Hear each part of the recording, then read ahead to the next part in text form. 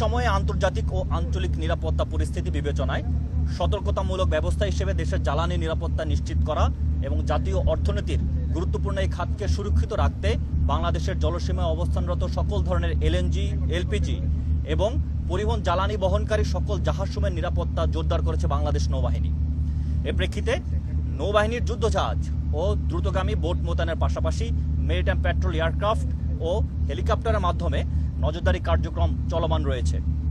এছাড়াও চোরাচালান সহ যে কোনো ধরনের অবৈধ কর্মকাণ্ড প্রতিরোধে দ্রুত ব্যবস্থা গ্রহণের জন্য নৌবাহিনীর বিশেষ অপারেশন টিম প্রস্তুত রাখা হয়েছে। আমরা বন্দর কর্তৃপক্ষ, কোস্টগার্ড এবং অন্যান্য আইন শৃঙ্খলা বাহিনী সহ সংশ্লিষ্ট জানালি সংস্থাসমূহের সাথে সমন্বয় করে কাজ করে যাচ্ছি। এর ফলে জ্বালানিবাহী জাহাজসমূহের নিরাপদ চলাচল, নোঙ্গর করা সহ বন্দরে প্রবেশ ও বহির্গমন নিশ্চিত করা সম্ভব হচ্ছে। ভবিষ্যতেও বাংলাদেশ নৌবাহিনী দেশের সামুদ্রিক নিরাপত্তা ও অর্থনৈতিক স্বার্থ রক্ষার জন্য সর্বদা সতর্কতা এবং পেশাদারিত্বের সাথে দায়িত্ব পালন করবে।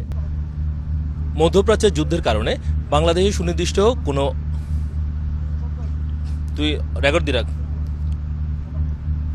মধ্যপ্রাচ্যের যুদ্ধের কারণে বাংলাদেশে সুনির্দিষ্ট হামলার কোনো তথ্য না থাকলেও বাংলাদেশের জলসীমায় প্রবেশ করা বিভিন্ন জ্বালানিবাহী জাহাজগুলোকে নিরাপত্তার জন্য বাংলাদেশ নৌবাহিনীর এই মহড়া বাংলাদেশের জ্বালানি সরবরাহকে নিরাপদ রাখবে, এমনটাই মনে করছেন সংশ্লিষ্টরা। রাজীব বড়ুয়া, ৭১, চট্টগ্রাম।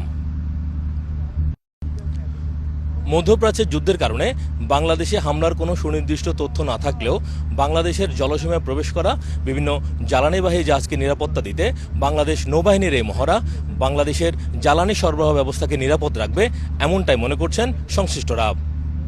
রাজীব বড়ুয়া, ৭১, চট্টগ্রাম।